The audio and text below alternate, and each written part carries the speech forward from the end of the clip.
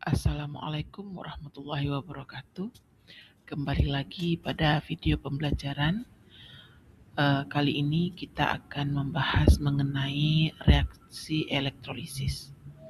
Sebelumnya, kalian semua mungkin sudah mempelajari tentang sel volta dan reaksi redoks. Reaksi elektrolisis ini terjadi pada proses elektrolisis. Seperti kita ketahui bahwa pada proses elektrolisis itu terjadi reaksi di katoda dan di anodanya. Reaksi yang terlibat di dalamnya adalah reaksi reduksi dan reaksi oksidasi.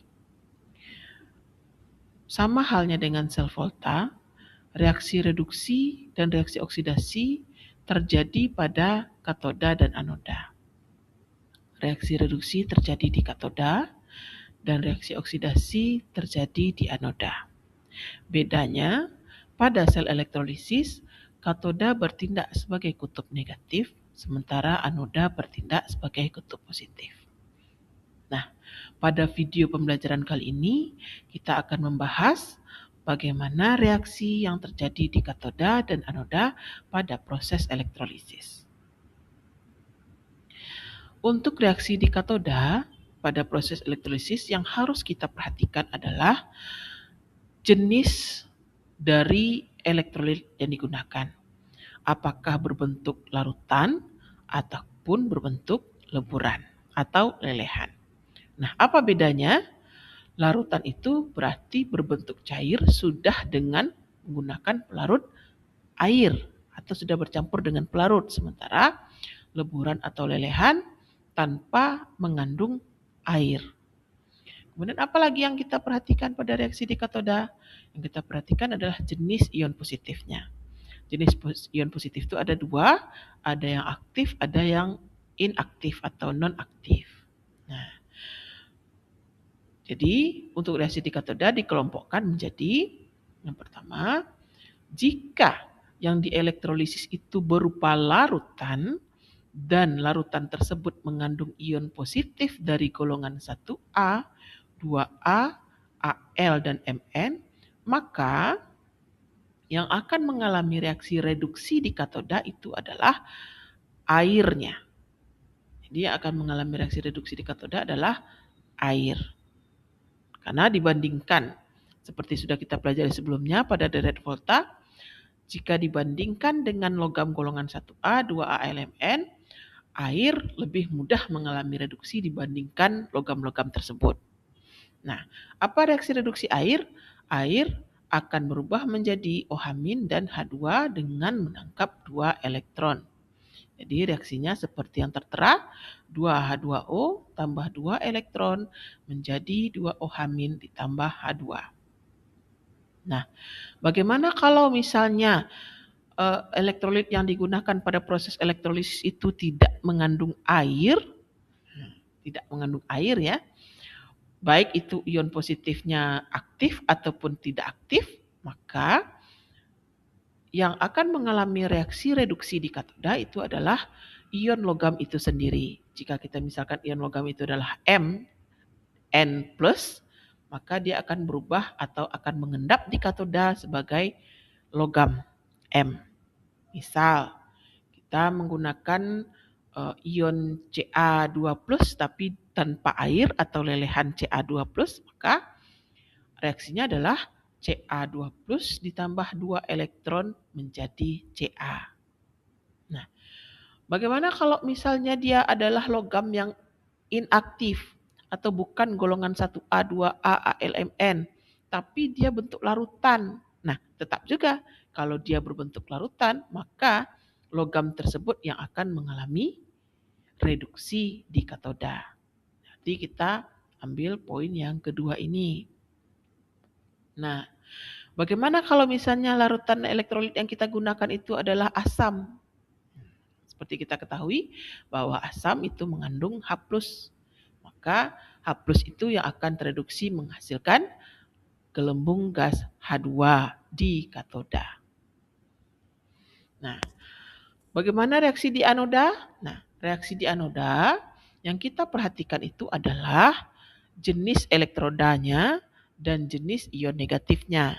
Nah, kalau tadi ion positif itu tadi di katoda, nah yang sekarang ion negatif dari larutan elektrolit itu menjadi patokan untuk reaksi di anoda. Nah, pertama kali yang kita perhatikan itu adalah elektroda yang digunakan. Elektroda itu ada dua, ada elektroda inert dan elektroda non-inert. Nah, yang inert itu artinya apa? Elektroda yang tidak mudah bereaksi. Siapa saja yang termasuk ke dalamnya? Itu adalah karbon, platina, emas atau Au. Nah, selain daripada tiga itu, berarti elektrodanya adalah elektroda non-inert. Nah, bagaimana reaksi di anodanya kalau elektroda adalah inert? Nah, kalau elektrodanya inert, maka yang berperan kemudian akan mengalami reaksi oksidasi di anoda itu adalah ion negatifnya. Nah, ion negatif itu kita kelompokkan menjadi tiga. Ion negatif yang mengandung oksigen, contohnya SO42-, NO3-, PO43-, dan lain-lain ya, yang mengandung oksigen, maka yang akan mengalami oksidasi di anoda itu nanti adalah molekul air. Nah, oksidasi dari air akan menghasilkan gas O2. Apa reaksinya? Seperti yang tertera, 2H2O menjadi 4H+ ditambah O2 ditambah 4 elektron. Nah, bagaimana kalau ion negatifnya tidak mengandung O? Contohnya ion halida seperti Cl-, Br-, maka reaksi di anodanya adalah, kita misalkan itu X ya, maka 2X- menjadi X2 ditambah 2 elektron. Jika misalnya nanti adalah ion negatifnya imin, berarti nanti 2 imin menjadi I2 ditambah 2 elektron. Nah, bagaimana kalau larutannya adalah basa? Nah, basa, maka ion OH- itulah yang akan mengalami reaksi oksidasi menghasilkan O2 sesuai dengan reaksi yang tertera. Nah, kalau elektroda yang digunakan adalah selain C, PT, dan Au atau disebut dengan elektroda non-inert, maka elektrodanya itu yang akan mengalami oksidasi. Artinya elektrodanya larut ke dalam larutan elektrolitnya. Ya, M, kita misalkan elektrodanya adalah M, logam ya, akan menghasilkan M plus N ditambah N elektron. Kalau misalnya elektrodanya adalah Cu, maka dia akan berubah menjadi Cu2+ ditambah dengan 2 elektron. Nah, ini kuncinya, kunci reaksi yang terjadi di katoda dan anoda pada proses elektrolisis. Sekarang kita lihat contoh soal. Nah, kita perhatikan contoh soal 1 ini. Di sini tuliskan reaksi elektrolisis larutan K2SO4 menggunakan elektroda karbon. Nah, ini kita analisis dulu. Nah, larutan yang dielektrolisis adalah K2SO4. Jenisnya adalah larutan. Nah, kalau larutan berarti mengandung air. Nah, kita perhatikan reaksi di katoda tadi adalah larutan. Kemudian apa lagi? Jenis ion positif. Nah, kalau dia berbentuk larutan berarti mengandung air. Kita lihat lagi ion positifnya. Nah, ion positifnya ternyata adalah golongan 1A, K+. Nah, golongan 1A termasuk logam aktif. Karena dia mengandung air, maka yang akan bereaksi di katoda itu nanti adalah airnya yang akan mengalami reduksi. 2H2O tambah 2 elektron menjadi 2OH- tambah H2. Nah, bagaimana reaksi di anodanya? Reaksi di anoda dilihat dari jenis elektroda.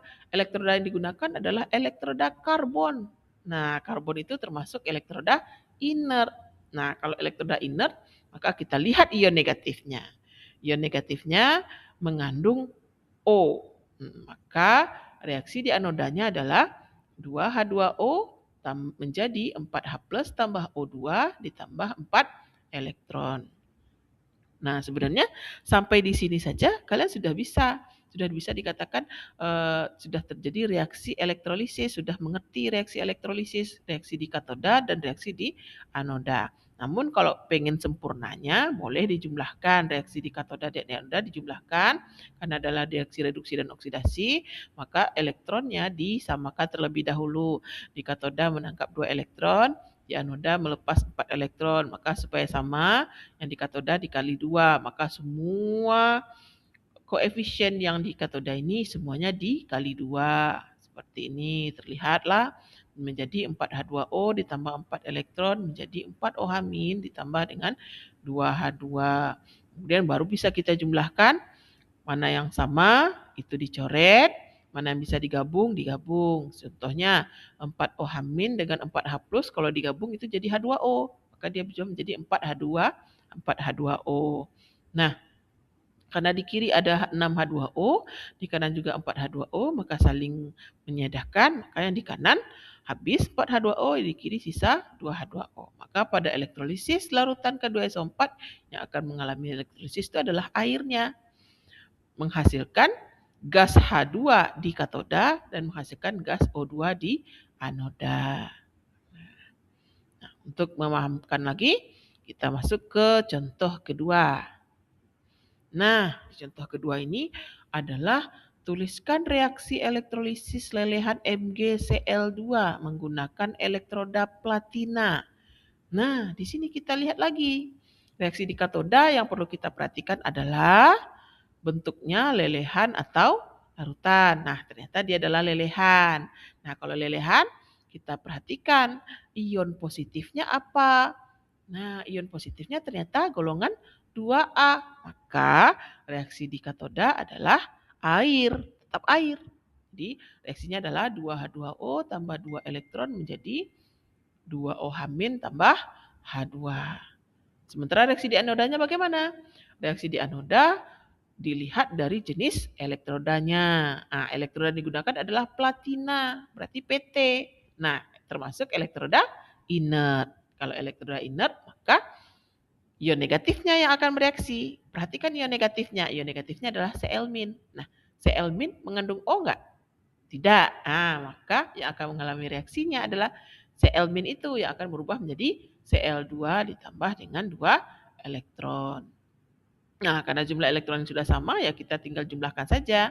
Yang di kiri, yang posisinya di kanan, 2H2O ditambah 2 Cl- menjadi 2OH- ditambah H2 ditambah Cl2. Nah, jadi reaksi elektrolisis lelehan MgCl2 menghasilkan gas H2 di katoda dan gas Cl2 di anoda. Next, kita coba di contoh ketiga. Nah, di contoh ketiga,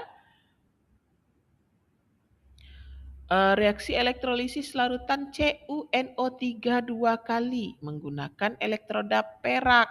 Nah, coba perhatikan, dia berbentuk larutan.